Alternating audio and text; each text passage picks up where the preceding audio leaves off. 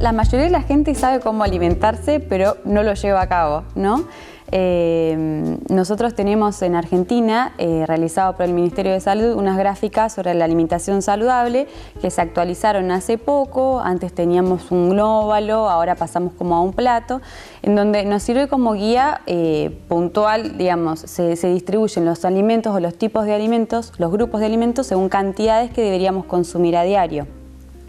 Lo importante de este plato es que visualmente, rápidamente uno se puede dar cuenta cuáles son los alimentos que más debe consumir y qué cantidades le convienen más en el día a día.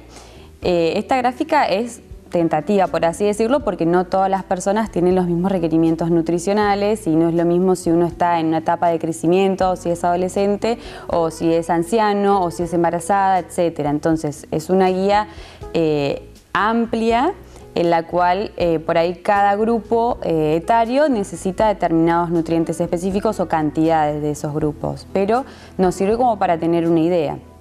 En esta gráfica nosotros podemos ver que la mitad del plato es de frutas y verduras principalmente, y el resto del plato nutricional se va dividiendo en otros grupos de alimentos, que uno tiene que ir dosificando las cantidades como para tener una alimentación saludable. Por ahí está bueno internalizar el hecho de que uno no se tiene que morir de hambre para realizar una alimentación saludable, ¿no? Entonces, no necesariamente hay que empezar el lunes a hacerla, porque si uno tiene que alimentarse saludablemente, ya poner el día lo estigmatiza de alguna manera.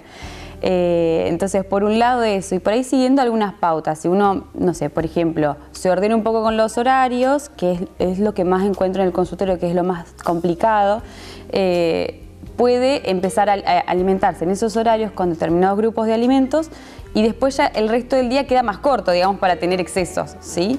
Entonces, si respetamos, por ejemplo, la pauta de 5 al día de frutas y verduras, ¿no? Contemplamos que en el almuerzo tiene que haber verduras, en la cena tiene que haber verduras y haber 3 o 4 frutas por día, ya ocupamos bastante parte de las ingestas. Nadie dice igualmente que almuerzo y cena de verduras, por supuesto, o sea, me refiero a que tiene que estar el grupo de alimentos acompañando otros alimentos y otros nutrientes. Pero el hecho de tener horarios, incluso para los chicos, es muy importante, porque de esta manera generan un hábito. Al no tener como un rango horario, nadie dice tampoco un horario puntual, pero sí un rango horario en el que deben hacer las ingestas alimentarias es lo ideal. Generan un hábito y se acostumbran, después es algo natural. En cuanto al plato nutricional que les estaba mencionando, bueno, en un principio dije que la mitad debe ser de frutas y verduras, pero el resto tiene que distribuirse en distintos nutrientes. Entre ellos están los cereales y las legumbres, que vendría a ser todo el grupo de arroces, lentejas, garbanzos, quinoa. Hay un montón de cereales o que pertenecen también al grupo de los hidratos de carbono que la gente no conoce. En la Argentina no son tan conocidos, pero por ahí sí más en Centroamérica y son muy nutritivos. Y está bueno incorporarlos a diario y no limitarlos solo a las pastas o a los fideos secos.